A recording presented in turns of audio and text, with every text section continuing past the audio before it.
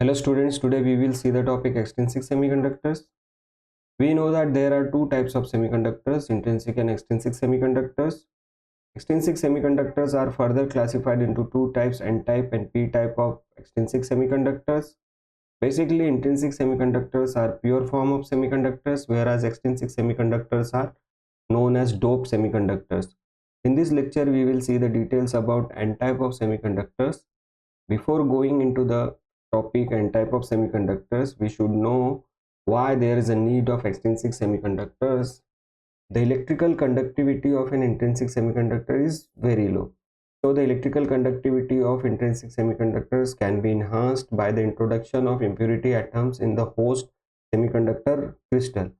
So the process of introduction of impurity atoms in the host semiconductor crystal is known as doping, and the doped semiconductors are called extrinsic semiconductors. So simply the definition of doping is the intentional addition of controlled and small quantity of suitable impurity atoms into the host pure semiconductor crystal called doping, and the impurity atom is called dopant, and the doped semiconductors are known as extrinsic semiconductors. When we dope impurity atom into the intrinsic semiconductor, so that intrinsic semiconductor become extrinsic semiconductor. So this is the simple definition of doping and extrinsic semiconductor. Now we will see N type of semiconductors. So N type of semiconductors are also known as donor semiconductors. When a pure semiconductor crystal like germanium and silicon is doped with the pentavalent impurity like arsenic, antimony or phosphorus, then the N type semiconductor is formed. So what is pentavalent impurity? Pentavalent impurity means the atom which has 5 valence electrons.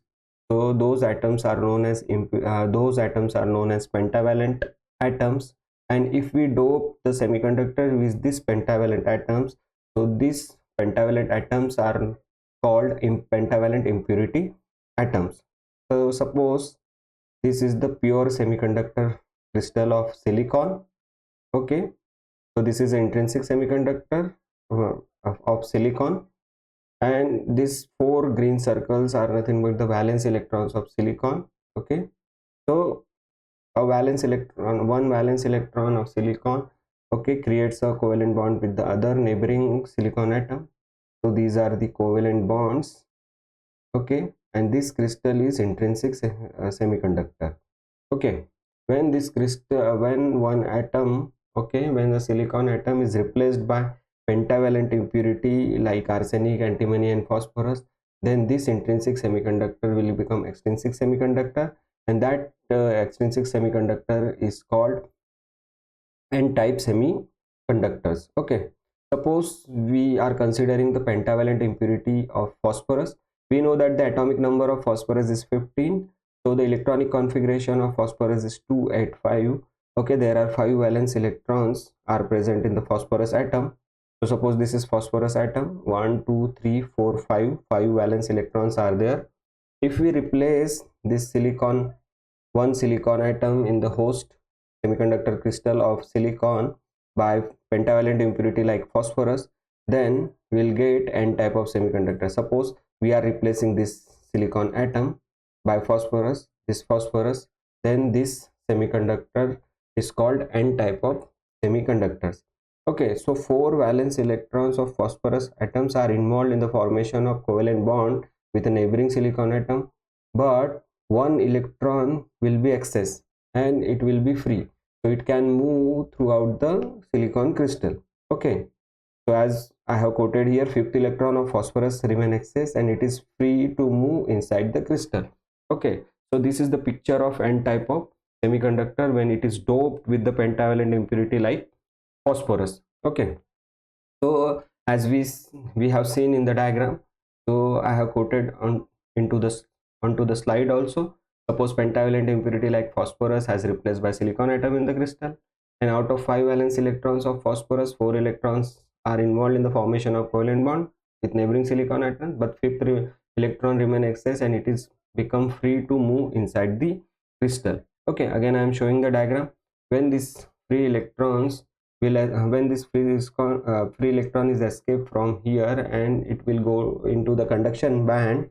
Okay, so this phosphorus atom will get a positive charge, and this phosphorus atom will get a positive charge, and this phosphorus atom become phosphorus ions. Okay, this phosphorus atom become phosphorus ion. Okay, and it will donate the electron to the conduction band without forming any hole. When this electron will go to the conduction band, positive phosphorus atom will get positive charge and it will become phosphorus ion.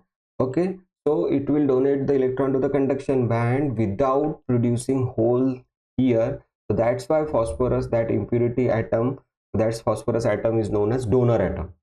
Okay, so same I have quoted here, each electron leaves behind phosphorus ions that fixed in the crystal. That phosphorus ion is immobile, and that position is fixed in the crystal. And this impurity atom which contribute electron, that impurity atom is contributing one free electron to the conduction band. Hence though that impurity atoms are known as donor atoms. And as I have discussed earlier, as I have said earlier, they produce electrons without producing holes in the valence band. Okay, so this is the description related to the n type of semiconductors, and we have seen how n type of semiconductors are formed, and they are also called donor semiconductor because the impurity atom donates electrons to the conduction band, and those are donor atoms. Hence these semiconductors are also known as donor semiconductors. Now we will see the energy level diagram of n type of semiconductors. So the energy level diagram of n type of semiconductor consists of valence band, and top of the energy level of valence band is denoted by EV. Okay, suppose these are the valence electron, okay, which are present in the covalent bond of the silicon atom. These are the valence electrons, and it also consists of a conduction band, okay, at higher energy, and the lower energy level of conduction band is denoted by EC. Okay, and this is the energy is increasing from EV to EC have higher energy than EV. The difference between the bottom of the conduction band EC and top of the valence band EV is known as a forbidden energy band gap, that is denoted by EG. And it consists of one additional level. The energy level diagram of n type semiconductors consists of one additional level as compared to intrinsic semiconductors. That additional level is known as donor energy level. So this is donor energy level, ED. Okay, and in between ED and EC, in the middle, the level is present. That level is called Fermi energy level, and we have doped with pentavalent impurity atoms. So those are the phosphorus atoms, and phosphorus atoms are present in the donor level. Okay, phosphorus atoms are present in the donor energy level. So these are the phosphorus atoms. Okay, so we know that when the covalent bond breaks, the valence electrons are released and they will go to the conduction band. So these are valence electrons going into the conduction band, leaving behind holes in the valence band. Okay, but the quantity of that valence electrons going into the conduction bands are quite low as compared to the phosphorus atoms will donate the electron to the conduction band. Suppose these phosphorus atoms 1 2 3, suppose these phosphorus atoms are donating electron, because phosphorus atoms contains one free electron and that free electron can be donated to the conduction band. Suppose these phosphorus atoms are donating electron to the conduction band. Okay, I am showing the animation. So suppose this phosphorus atom, okay, this phosphorus atoms donating electron to the conduction band, then these phosphorus atoms will become phosphorus ions.